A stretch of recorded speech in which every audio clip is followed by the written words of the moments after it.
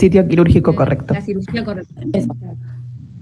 Sí, en realidad lo que buscamos es una lista de verificación que se hace para la seguridad del paciente. ¿Sí? Nosotros lo que buscamos con el checklist es verificar y evitar que se cometan errores humanos. Recuerden que el error humano es la cuarta causa de muerte en algunos lugares del mundo. O sea que existen. ¿Sí? Y a veces no solamente se busca la muerte con el error, o se encuentra, mejor dicho, la muerte, sino también errores que se pueden evitar, como por ejemplo el sitio quirúrgico equivocado. ¿Sí? Entonces, el checklist es eso, es una lista de verificación. Como dijo Virginia, hay diferentes listas de verificación. Claramente que hay diferentes listas de verificación. No hay una lista única, ¿sí? ¿Por qué? Porque también la lista de verificación se tiene que adaptar al lugar donde estamos trabajando. ¿Sí? No todos los lugares en la actualidad tienen el checklist, por ejemplo. Y no todos los checklists de cada lugar, ¿sí?, son iguales.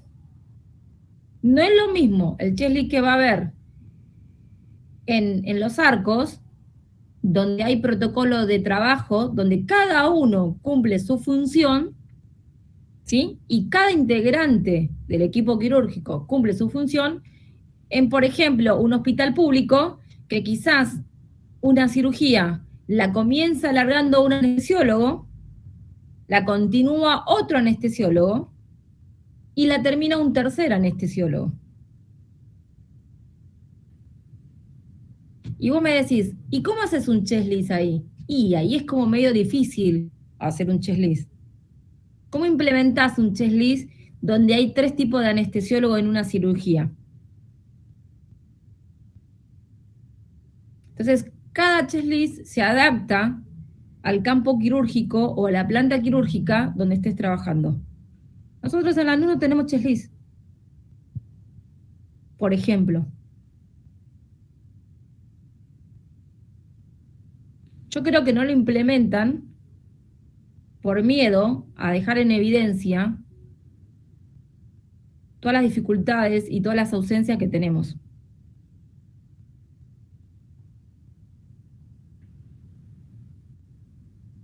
Porque ahí vamos a encontrar ciertos culpables. Cuando se empiezan a descubrir los errores o las dificultades que tenemos al trabajar, siempre va a haber un renombre de alguien que cometió o permitió el error. Y el checklist no tiene no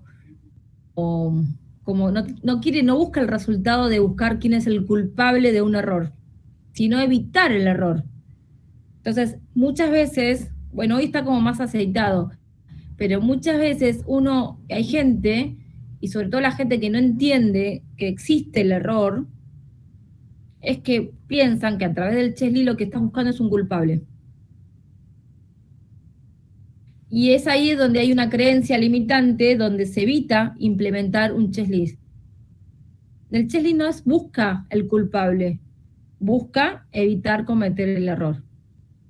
Es lo que habíamos visto de cultura del error el cuatri pasado.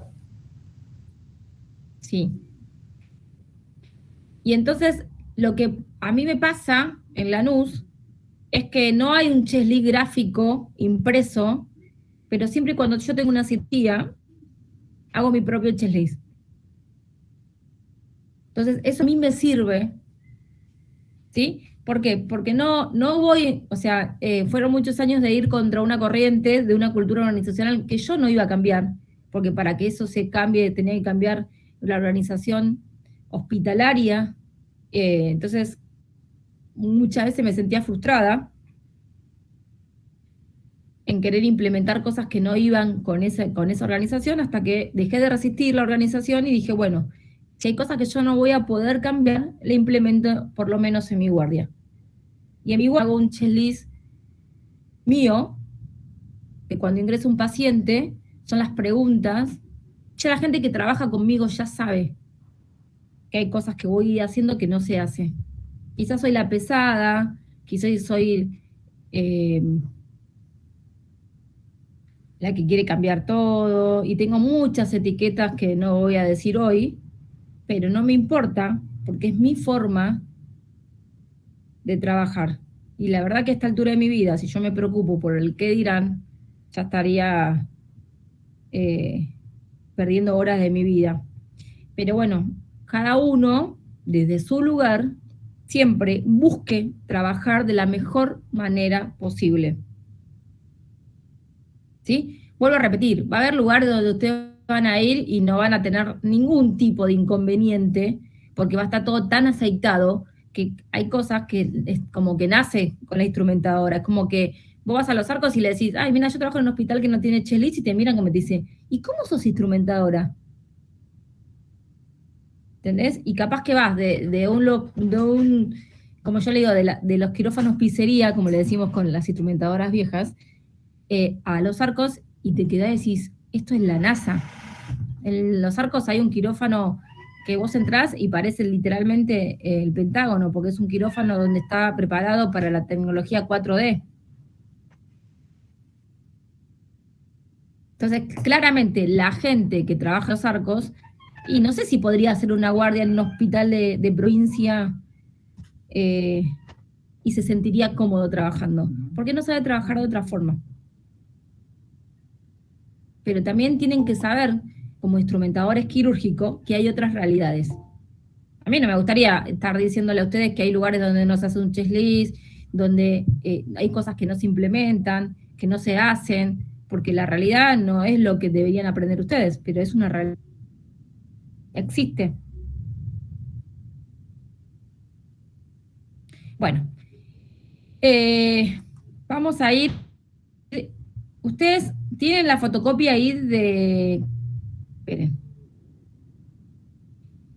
Esperen, no, cualquiera.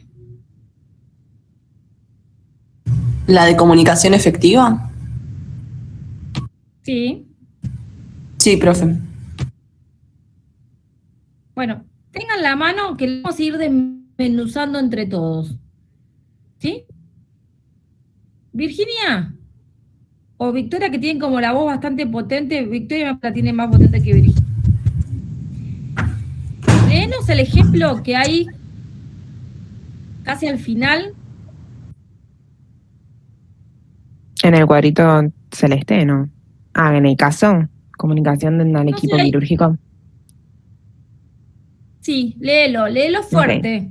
Como ¿Se contando escucha una bien historia. ahí Que la o vamos a ir cambio el desmenuzando. micrófono? Un poquito No, más se te alto escucha. para que nadie se quede dormido. Ok, dame un segundo.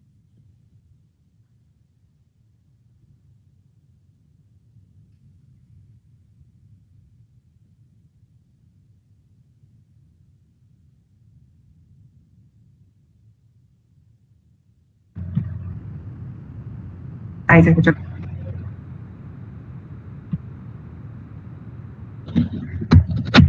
Sí. Ahí se escucha. Sí. Ok, yo no escucho, no sé por qué, pero... Paciente de 50 años que ingresa por el programa de cirugía ambulatoria de un gran hospital público con... No, a ver. Yo siempre te escuché alto, por eso te elegí. Pero hoy, justo hoy... Wait.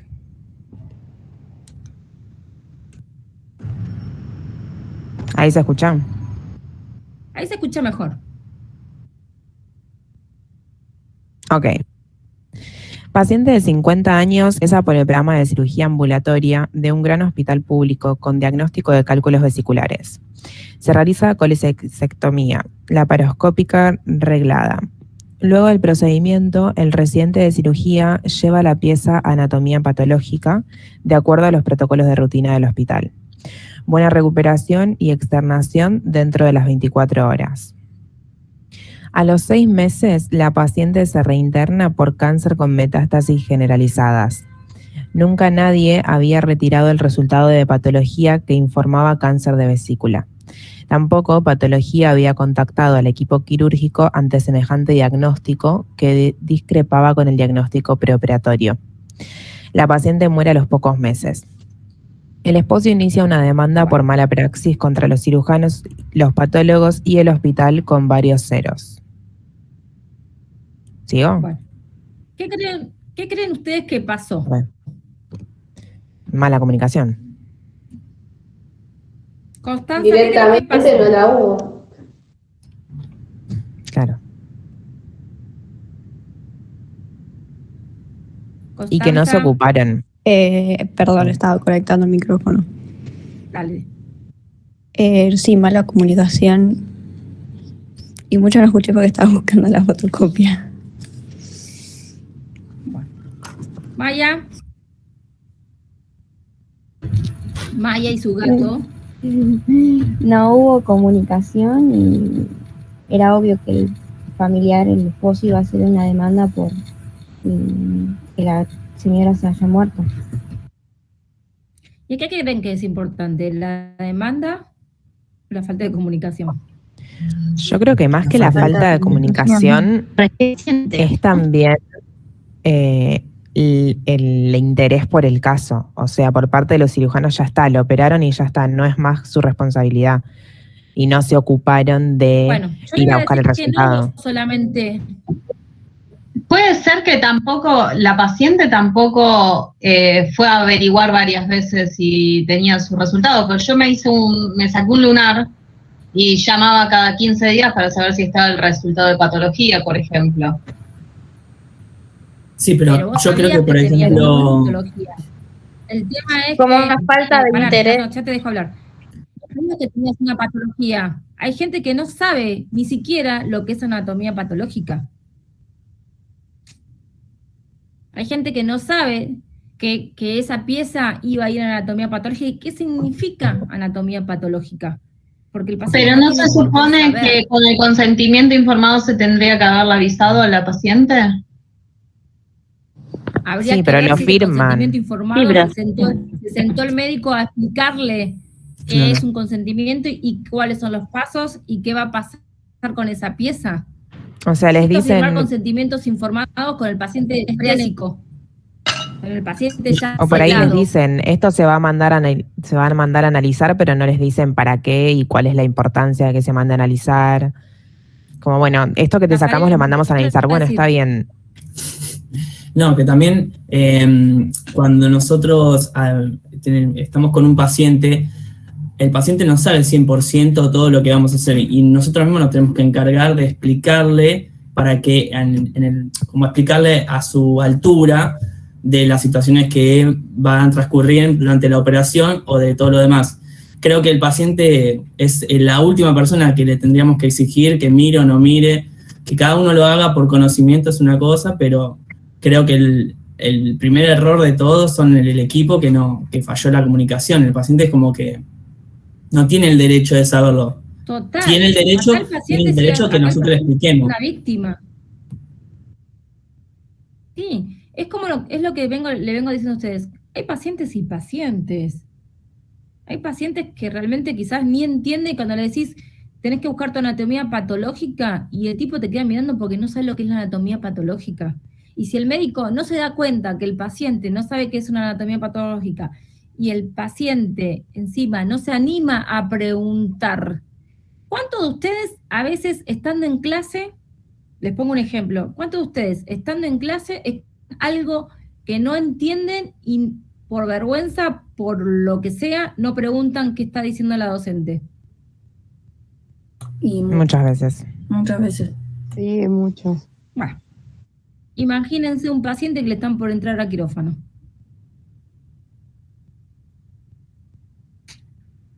Así de simple.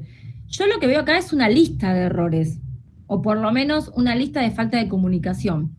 Es raro que en una institución sea el médico que lleve la anatomía patológica a anatomía patológica.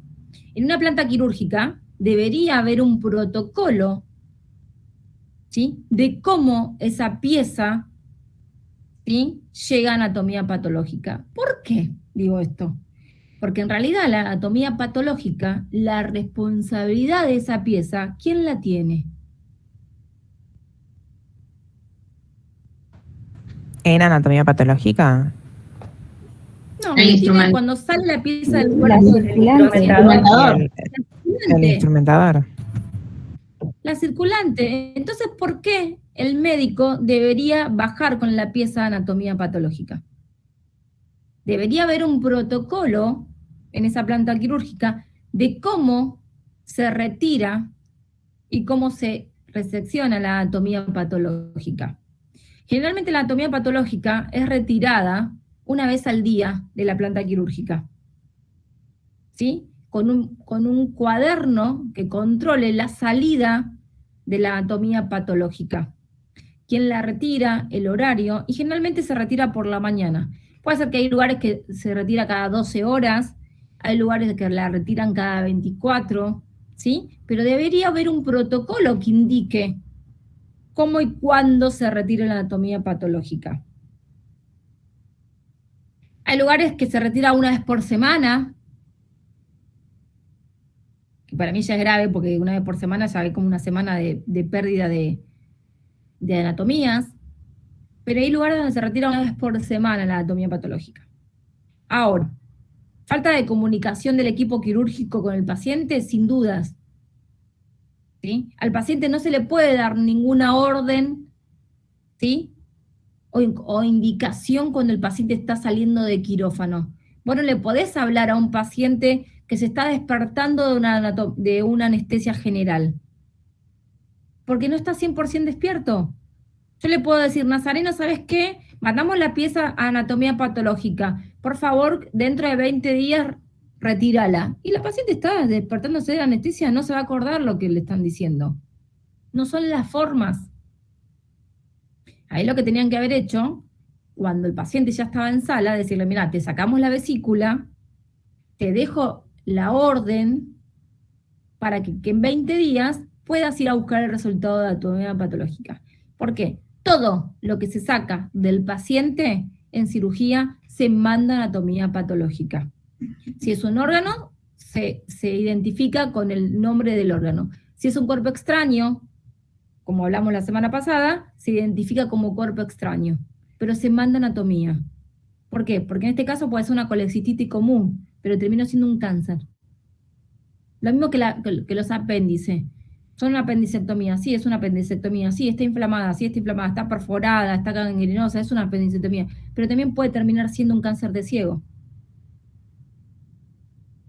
Entonces, lo obvio no existe en quirófano, ¿sí? La obviedad no existe en quirófano, ¿sí? Yo pensé que lo iba a hacer tal persona. Yo pensé que eso lo iba a hacer Victoria. Y Victoria dice, ah, no, pero yo pensé que eso lo iba a hacer Camila. Y Camila dice, ah, no, pero yo pensé que eso lo iba a hacer Eric. Entonces todos pensaron y todos obviaron. Y así se hace el camino de errores. Entonces es más fácil muchas veces repetir 3 o 4 cosas de lo mismo, pero quedarte tranquilo que la persona que tenía que hacer tal cosa fue comunicada. Y a veces es preferible que sea comunicada por 3 a que no sea comunicada por ninguna vez. Entonces, en quirófano no se obvia. A veces es preferible pecar de pesado de que no comunicar. Una de las cosas principales que habla en la fotocopia es que la comunicación vertical ya no se usa. ¿Sí? El verticalismo ya no se usa. ¿Sí? Una de las cosas que dice la fotocopia es que la comunicación debería ser horizontal. Más allá que el equipo quirúrgico tiene un liderazgo, también lo importante del equipo quirúrgico es que el liderazgo sea rotatorio. Generalmente salud sigue siendo en algunos lados muy vertical, porque también en los hospitales públicos y en los hospitales escuelas existe lo que es la residencia. Por ende, en la residencia está el residente de cuarto, el de tercero, el de segundo, el de primero, y hay como una especie de verticalismo y de asignación de tareas, que obviamente el residente de primero es Cenicienta, y el residente de cuarto son las hermanastras malas. Pero ustedes se ríen y me miran como diciendo, en el 2021 todavía existe Cenicienta y qué sé yo, y les puedo asegurar que yo los veo a ustedes a punto de recibirse y entran los instrumentadores de primer año y ustedes son las hermanastras malas. No digo todos, pero siempre hay uno que actúa como tal. Y esto me pasa todos los años y fue hasta el año, o el último año de la pandemia. Voy a decir, está el alumno de instrumentación que se está por recibir y disculpen la expresión, boludea al pibe de primero. No, lavá la caja vos que yo me voy a comer, que yo recién terminé una cirugía. El de primero la va a lavar porque se le cae la saliva por lavar la caja. Sí, pero en realidad es un trabajo en equipo. El día que entendamos que en la vida, no solamente como instrumentador, sino que en la vida, el tema es compartir y no competir, las cosas serían muchísimo más fáciles. Claramente cada uno tiene que tener su tarea y está bueno también que cada uno tenga su tarea, porque a veces en quirófano, y a mí me pasó muchos años y me sigue pasando por mi personalidad, es que a veces uno trabaja por 3. Y a usted le debe pasar también en sus trabajos o en su familia o con sus hermanos, que a veces cada uno tiene una personalidad más expeditiva, más práctica, más también con la exigencia, es decir, yo no lo hago, no lo hace nada bien. Pero lo bueno que tenemos en quirófano es que cada uno tiene que asignarse una tarea. Y quirófano lo que tiene de loco es que si vos te equivocás en algo, ¿sí? Las consecuencias no las llevas vos ni tu compañero, se las lleva el paciente. Es ahí donde tenés que estar atento de lo que haces y también lo que hace tu compañero. Y no por una cuestión de control, sino porque es un trabajo en equipo. Entonces, cuando decíamos que el equipo tenía como un objetivo compartido, es real. Trabajar en equipo no es fácil, porque todos somos diferentes. Pero también al entender que todos somos diferentes y que todos tenemos tiempos diferentes y que todos tenemos caracteres diferentes, quizás también es un poquito más fácil trabajar en equipo. Y lo principal que tiene el trabajar en equipo es que tiene que tener una buena comunicación. Esto de tener que comunicar lo que yo quiero y lo que a mí me pasa. Porque el otro, al ser diferente, muchas veces no entiende lo que vos querés o lo que a vos te pasa si vos no lo comunicás. ¿Me van siguiendo? ¿Algo por decir? Martina.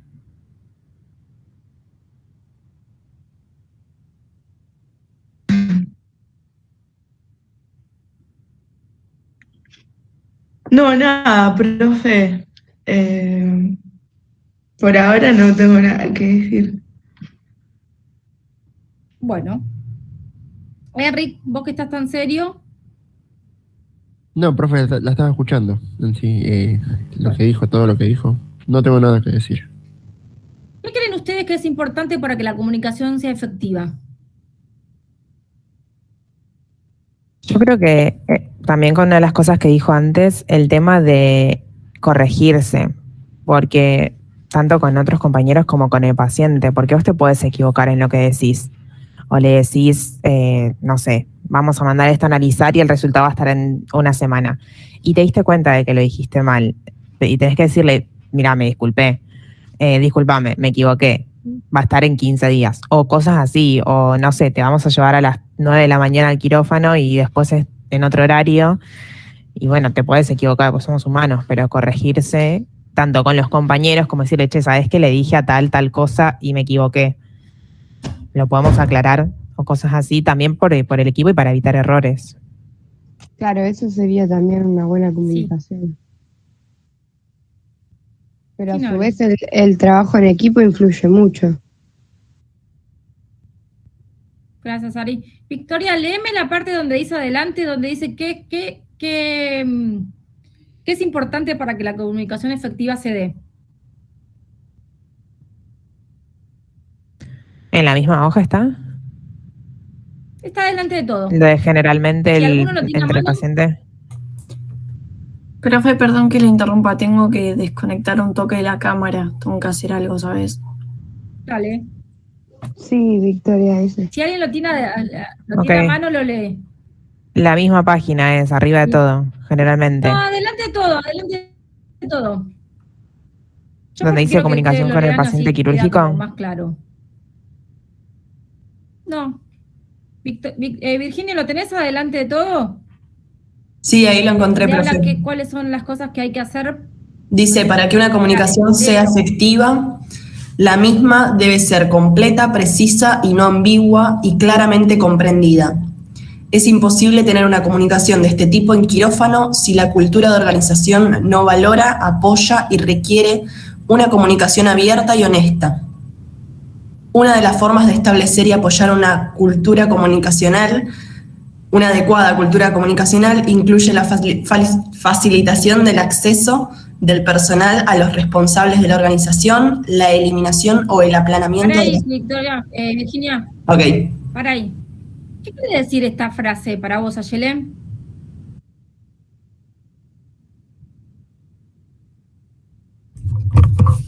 ¿Qué frase, profe?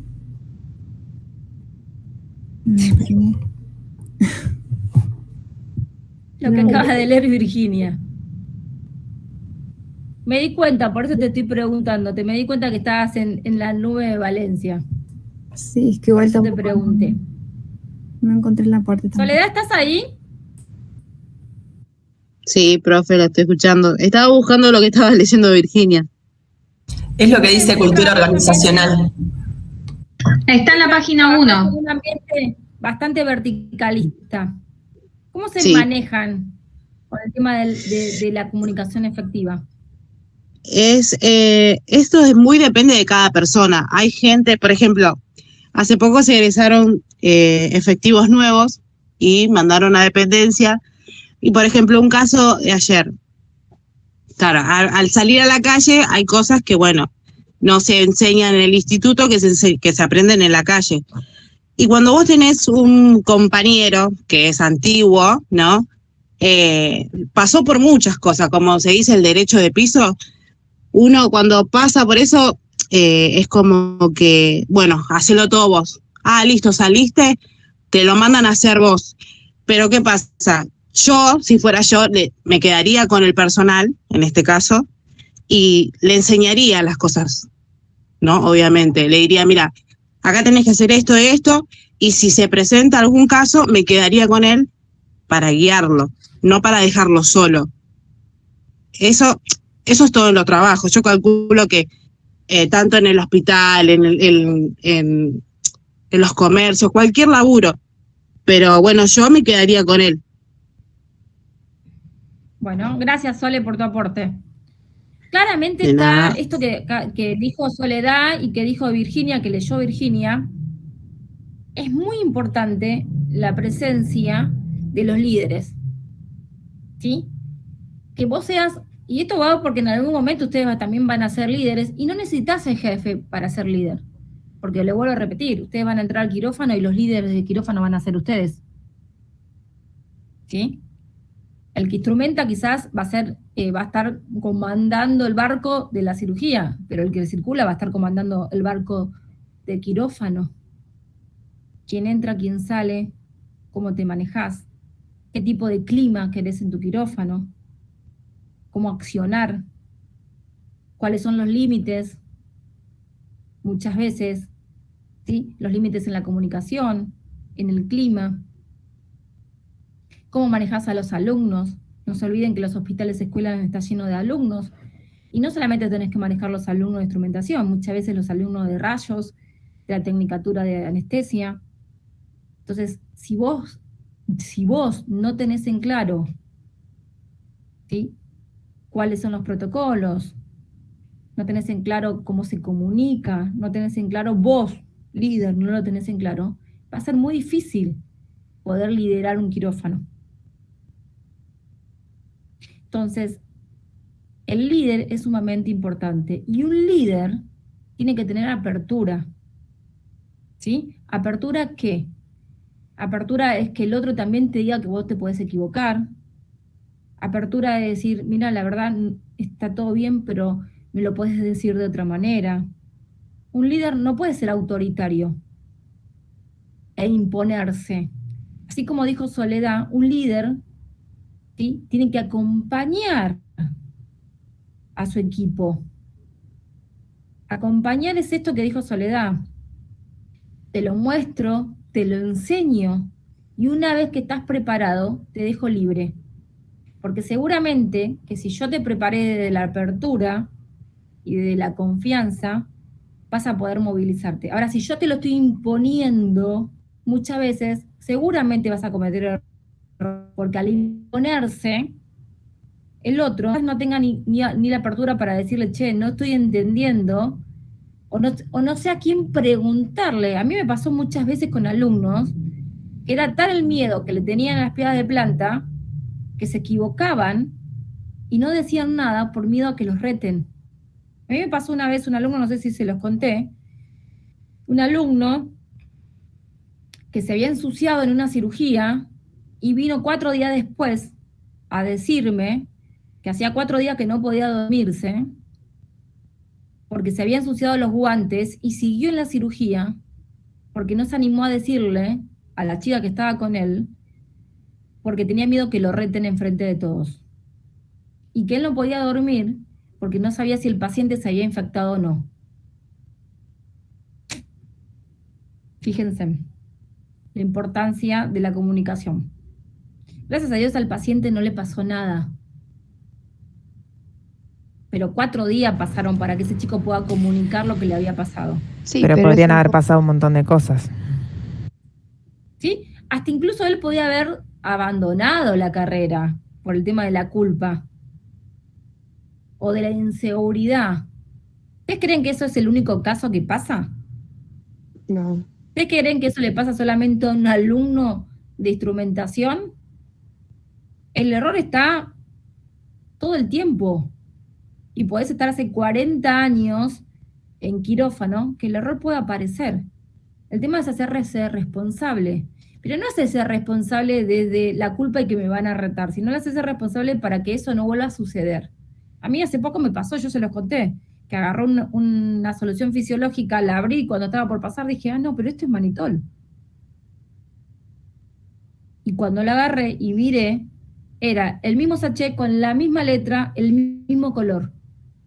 Claramente, la empresa que está haciendo esa solución fisiológica no estaría viendo el mercado de saber que no pueden ser todos los líquidos con el mismo color y el mismo sachet. Entonces fui, revisé el carro de donde saqué y claramente la persona que había puesto los sachets de coso le pasó exactamente lo mismo que a mí. No leyó, porque solamente lo que hizo fue mirar el sachet y el color y llenó la parte de solución fisiológica con manitol. El tema es que alguien, yo lo leía ahí a punto de pasarlo a la mesa, pero si alguien lo pasaba a la mesa y en vez de lavar con solución fisiológica lavábamos con manitol, y ya tengo más de 30 años en quirófano. Entonces, ¿ahí qué tenés que hacer? Ir y comunicar que me pasó esto, que el carro estaba lleno de manitol, que se fijen, que comuniquen, que cada vez que van a llenar, que se fijen y que lean, y eso que el sachet de suero es así de grande. Imagínense una ampolla, que tiene el mismo color, la misma letra. ¿Cuántas veces podemos pasar intravenosamente medicación que no es la medicación correcta? Yo les conté el caso del formol, para que vean la importancia de la comunicación. No, profe. El formol, bueno, vieron que el formol, bueno, no sé si saben lo que es el formol, la gente que se hace el alisado seguramente sabrá que tiene un olor horrible y que es cancerígeno, así que déjense de hacer el alisado, les pido por favor, o por lo menos con formol. Bueno. El formol te lo deja lacio, profe. ¿Qué? Que el formol te lo deja Sofía, lacio. vos sos una de que ¿Qué? Dale, ahora habla. Que el formol es lo que te lo deja lacio. Bueno, pero hace mal. Espero que pronto saquen algo que alice el pelo, que no les haga mal. Bueno, el formol es un líquido transparente. ¿Sí? Si ustedes lo ven, parece agua, pero claramente se van a dar cuenta que es formol porque tiene un olor horrible y porque si vos lo olés, se te impregna el olor y te hace llorar, te lagrimea. Bueno, es totalmente tóxico. De hecho, si ustedes cuando ponen la pieza de anatomía patológica en el formol, siempre pónganlo dentro de una mesada, de una batea, de algo, que no caiga alguna gota ni en la mesada, ni en el piso, porque si no, después es imposible estar en ese lugar si no viene y limpian el formol derramado. Por eso hay que tener mucho cuidado cuando ustedes manipulan el formol, ¿sí? Porque es totalmente tóxico e incómodo para la gente que está en el lugar donde se está manipulando. Hace unos años, esto es un caso real, en una clínica privada donde se hacía cirugía plástica, vieron que yo les dije que la silocaína con epinefrina y sin epinefrina venían en unos frasquitos de vidrio de este tamaño. ¿Sí? Generalmente, esos frasquitos de vidrio se utilizan en algunas plantas quirúrgicas, ¿sí? Se lavan y se utilizan para mandar la anatomía patológica chiquititas. Por ejemplo, quistecitos, lunares, nebus, cosas que se sacan en cirugía plástica. ¿Sí? Y la silocaína también es color transparente y parece agua. En la clínica se utilizaban esos frasquitos para mandarlo a la anatomía patológica. Entonces, una mañana quirúrgica, la circulante de esa cirugía dejó preparado en un frasquito de silocaína formol, para que cuando el cirujano terminara la cirugía, podría mandar la pieza en ese frasquito. Termina la mañana quirúrgica de ella se va y toma el quirófano otra instrumentadora. A la paciente le dolía la incisión, le dolía la cirugía, entonces el cirujano le pide que le pase más silocaína. La instrumentadora ve el frasquito de silocaína que estaba en la mesada y se lo pasa. Le infiltra la zona donde le dolía a la paciente y la paciente empieza los gritos. Lo que había inyectado no era silocaína, sino formol. Pero amiga, poner una etiqueta, un cartelito, formol. Atención, formol. Peor, pobre. Dios. La importancia de la comunicación en el pase de una guardia. Aparte, inmediatamente la tenés que importancia limpiar. ¿Qué? Digo que, o sea, ¿Qué a vos? que le pasó formol, pero tenés que limpiarla inmediatamente. Inmediatamente se le pudrió Ya la cara. está, Inmediatamente. claro. Aparte ya está, ya se lo inyectaste, o sea, ya lo tiene en su torrente. Olvídate. ¿Qué limpiar? No es como que se te derramó el café con leche y le pasabas de la valerina. Le inyectó formol en la cara. Le quemó toda la cara. Literal. Un juicio de la gran 7 igual, ¿no? Eso fue un caso real en una clínica. Un juicio de la gran 7. Ambas instrumentadoras creo que todavía están pagando el juicio. Y sí. No pasa por el juicio, sino también por... El tema es, ¿cómo te sentís vos después de pasar por una situación así? No, ¿Sí? Porque no es solamente pagar. El tema es que creo que después de eso te debe de costar bastante entrar dentro de un quirófano, por una cuestión de remordimiento y de culpa. ¿Sí? Y también es cómo lo toma el otro, porque ahí en todos los dedos acusadores de decir, ay, mirá lo que hizo Victoria, o mirá lo que hizo Camila. Flaca, te puede pasar eso a vos o a cualquiera de nosotros. porque no es algo que porque te pase eso sos la peor instrumentadora. Sí, en ese momento cometiste un grave error, pero le puede pasar a cualquiera. A mí me pasó una vez en el Fernández hace unos años, que teníamos un quirófano. ¿Vieron que el quirófano que yo les pasé, la foto que está divino, que está todo modernizado? Bueno, en algún momento no estaba así, en algún momento era el quirófano del vecinal. Y teníamos una cialítica que yo siempre decía, se va a caer, se va a caer. Esa cialítica se va a caer. Y cada vez que me ponían en ese quirófano, escribía en el libro, la cialítica se va a caer. Hasta que un día estaban operando una rodilla y la cialítica se cayó. Y pero, profe, en ese caso, si se va a caer, ¿vos no la podías sacar? Digamos, bueno, si se va a caer, listo, me hago cargo, estoy en esa quirófano, la saco yo. No podés ¿Cuánto sacar sabés tremendo vos, coso, o sea, no es de cambiar un sacar foquito.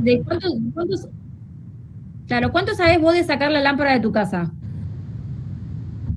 No, la lámpara de mi casa la saco al toque. No, pero sacás el foco, no la lámpara. No, de la lámpara. Tipo, bueno, la estructura. Bueno, y que no operen, y que no operen el quirófano ese. Bueno, ¿y qué te estoy diciendo que yo que te decía, venía todas las mañanas decía, se va a caer, pero no estoy diciendo, no era la conversación con mi jefa, se va a caer, no, era, no me pongas en ese quirófano, no quiero ser cómplice, era como más extensa la conversación, e incluso dije que cada vez que no me ponían nunca, pero cuando me pusieron, escribí en el libro de lavarme que yo estaba a disgusto, y que no me hacía responsable de que esa cialítica se cayera y pudiera cometer alguna situación en la cual me veía involucrada. Hecho y listo. Le pedís al universo, el universo te hace caso. Cialítica se cae, pega en la cabeza del cirujano se desmaya, rebota en el cirujano, rebota en el ayudante, ambos desmayados, y cae sobre la rodilla del paciente. A todo esto parecía que se venía el fin del mundo, porque vos en esa secuencia que estoy contando parecía, sí, ¿qué pasó? ¿Viste? Vos cerrar los ojos, todo un quilombo. Al paciente no le pasó nada. El paciente estaba despierto porque estaban operando una rodilla, entonces lo durmieron de la cintura para abajo. El paciente escuchó los gritos, inmediatamente el anestesiólogo no tuvo mejor idea que dormirlo, y al despertarse el paciente no se acordaba de nada. Lo primero que se fijaron si el paciente estaba fracturado. No importaba los dos cirujanos tirados en el piso. Sí, estaba fracturado. Porque ¿cómo le explicás a la familia que ese paciente entró por una fractura de rodilla y tenía la cadera fracturada? Después, bueno, los dos cirujanos con la cabeza rota, terminaron en recuperación. Claramente se terminó la cirugía en otro quirófano, fue todo un caos. A partir de ese día, se empezaron las refracciones del quirófano.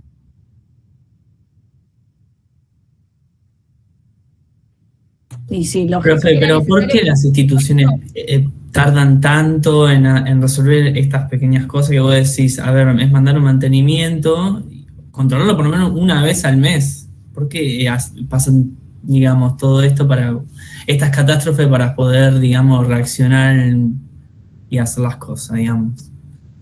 Pasa siempre, digamos, en todos los hospitales, en todo, tanto privado como públicos. Y en lo privado es mucho más fácil porque te vuelvo a repetir lo que te dije en algún momento. En lo privado toman al paciente como un cliente que toma un servicio. Entonces, de repente, si vos tenés ODE 510, te van a tratar como una princesa. Porque lo que va a hacer OSDE es evitar que vos te vayas a su medical o viceversa. ¿Sí? En la salud pública, ¿qué pasa? Hay mucha desidia. Esa es la realidad. Y lo que está pasando últimamente, que esto ya no me quiero meter en política, ni mucho menos, porque no sé de política ni nada, pero sí te puedo decir que los líderes hospitalarios, los directores hospitalarios, terminan siendo puestos políticos. ¿Sí? Ya no son concursables, ya no llega por mérito, ni por conocimiento el director, sino son cada vez que sube un gobierno diferente, son puestos por el gobierno. Entonces quizás pongan a un director que sea afán a ese gobierno. Y esto no tiene que ver con la política, esto estoy contando una realidad hospitalaria. Entonces muchas veces, si sos afán al gobierno, el hospital funciona un poquito mejor. Si no lo sos, se encuentra la desidia. Yo te puedo decir que el hospital, en la tele, van a ver que un tiempo atrás se inauguraron 20.000 hospitales. Esos hospitales hoy, en la actualidad, están vacíos. Están vacíos por falta de personal y por falta de insumos.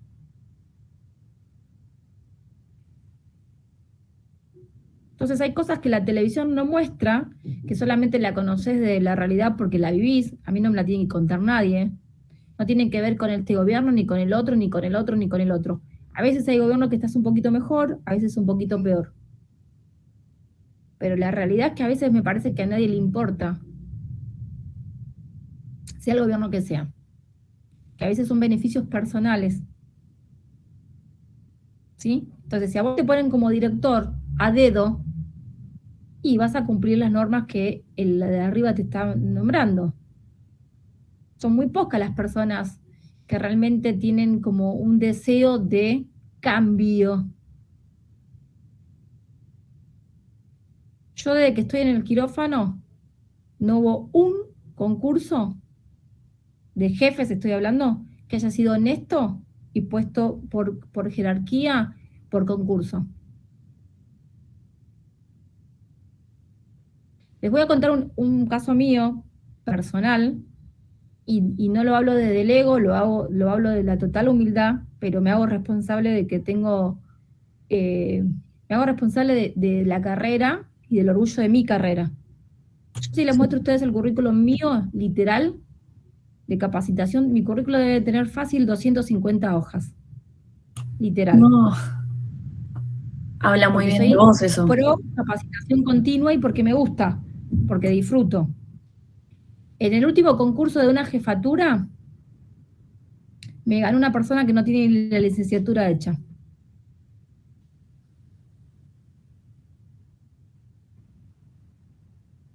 Eso a mí no me frustra como profesional y como persona. Eso me da a mí más ganas de seguir capacitándome y seguir con mis convicciones. Porque eso demuestra, ¿sí?, en el mundo donde estamos viviendo. Entonces vos me decís, ¿por qué las cosas no se modifican? Y las cosas no se modifican porque el ser humano no las modifica.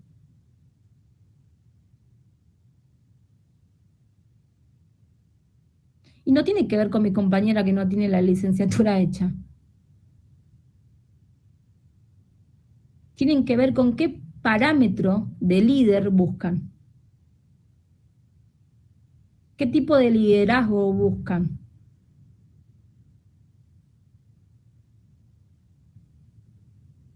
Eso a mí no me frustra. Quizás me enoja en ese momento y era válido enojarme, pero no me va a sacar del loco el objetivo mío, que es mi capacitación personal. Porque mi capacitación personal yo no la hago para el otro, la hago para mí. De la forma que yo trabajo, no lo hago para el otro ni para que me pongan una medalla, lo hago para mí, porque me hace bien a mí ser quien soy, en lo personal y en lo profesional. Entonces, muchas veces lo que pasa es que al no tener convicciones claras de quién querés ser, esas cosas te llevan a hacer que el otro te elija quién tenés que ser y cómo tenés que ser. Entonces, cuando vos tenés claro cuáles son tus valores, cuáles son tus prioridades, tus principios, te puede pasar millones de cosas, pero vos a la noche, o dentro de tu quirófano, estás tranquilo, comunicando lo que te pasa, comunicando lo que pasa, y una de las cosas principales que dice en la fotocopia cuando la lean, es que una de las herramientas para que el equipo funcione y la comunicación efectiva sea real, es que se capaciten. ¿Sí? La capacitación continua. Pero no la capacitación continua de los líderes. Porque a mí me pasó también es que, quizás les pasa a ustedes en el trabajo donde están, que generalmente mandan a capacitarse a los jefes. ¿Y el resto qué?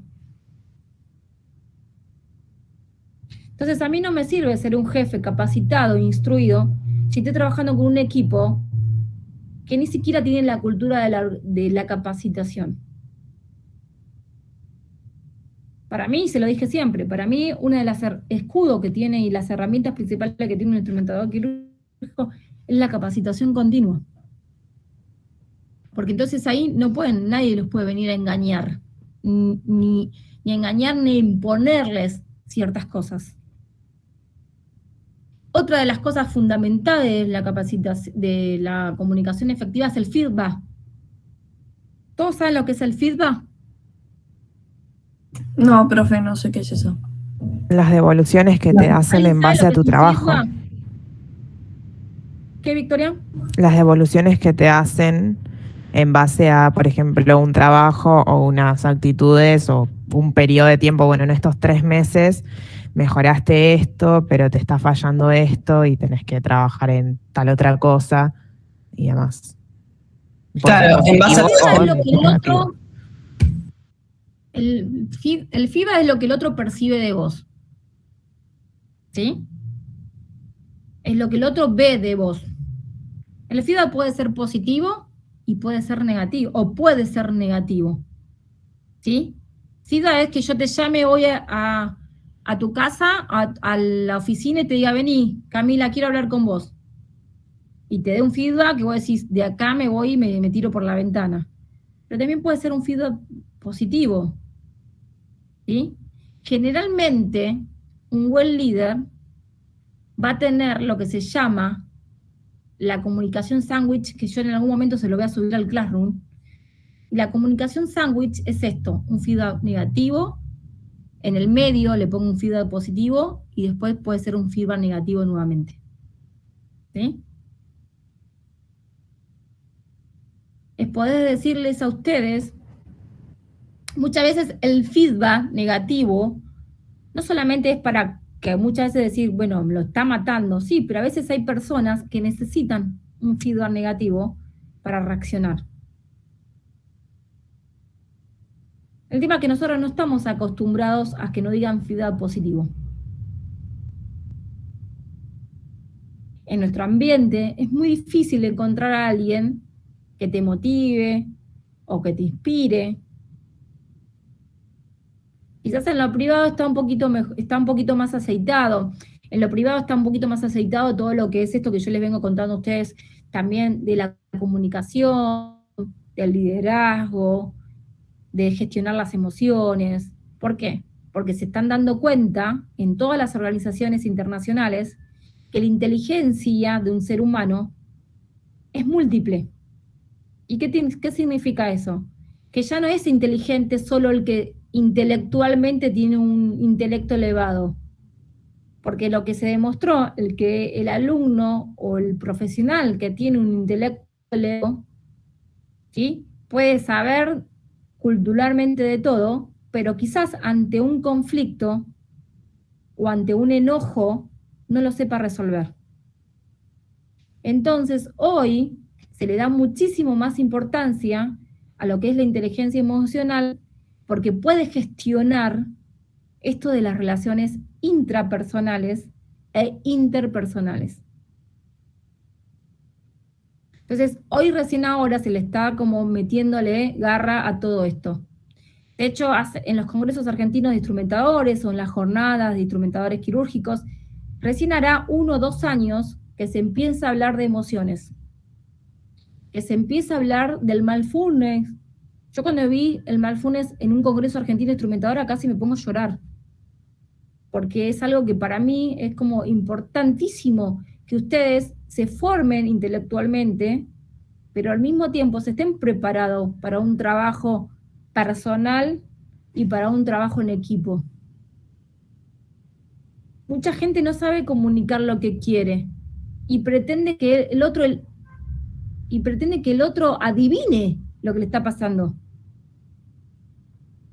O que el otro debería saber lo que te está pasando. Si vos no me decís lo que te pasa, Victoria, yo no voy a saber lo que te pasa.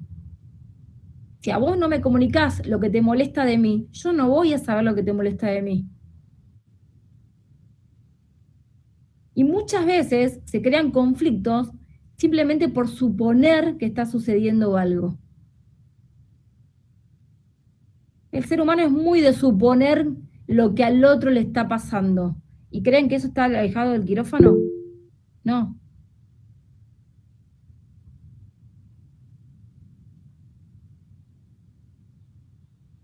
También pasa con los líderes.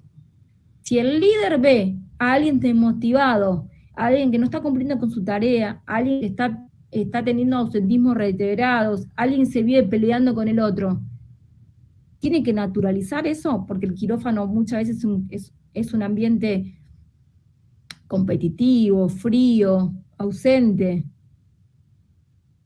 No, tenés que llamar y preguntarle qué le está pasando. Porque no podemos separarnos de decir, Nazareno es algo, a mí me molesta mucho algo que van a escuchar, quizás, espero que no lo escuchen, pero yo lo escuché muchas veces en quirófano, decir, Griselda es divina dentro de quirófano, es fuera del quirófano es divina, pero adentro de quirófano es una forra. Yo no sé cómo hacen para separarse. Literalmente. No sé cómo hacen para ser buenos padres y malos amigos. No sé cómo hacen para ser buenos amigos y malas parejas. Ustedes son un uno, un todo.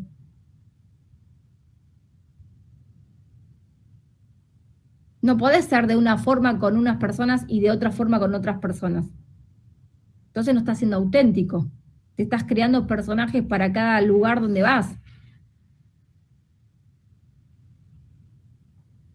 Y de un ser no auténtico, y no creo que seas muy buen profesional, porque algo no está siendo real dentro tuyo. Trabajar en equipo no es fácil, y sobre todo para las personas exigentes, y se lo está diciendo alguien que es exigente. Yo no soy exigente con el otro, soy exigente conmigo, que creo que es mucho peor. La autoexigencia es muy bueno para algunas cosas, pero también es terrible para otras. Y así que lo vengo trabajando ya hace varios años. Me hubiese ahorrado muchas lágrimas si me lo hubiese trabajado mucho más chica. Pero bueno, también sé que la autoexigencia me puso donde hoy estoy. No hubiese sido, no sé si hoy estaría donde estoy si no hubiese sido autoexigente. Pero la autoexigencia hay que regularla, chicos. Porque el otro es un otro.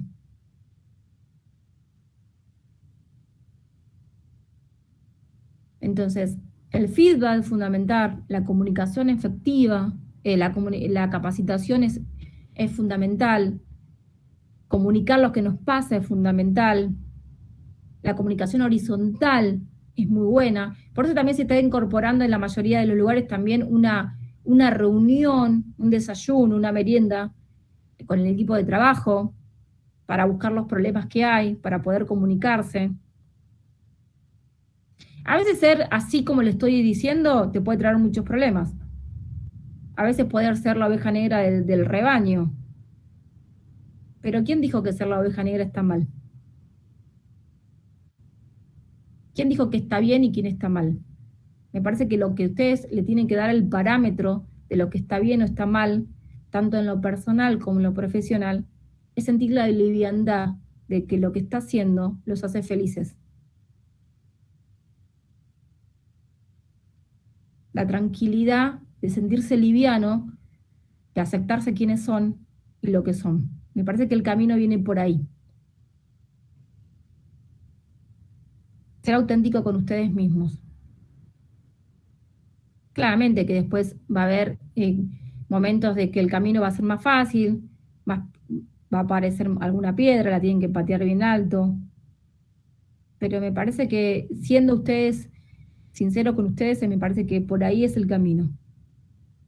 Seguramente van a encontrar personas que te digan, mira, Nazareno, la verdad, tenés un hambre. El hambre es tuyo.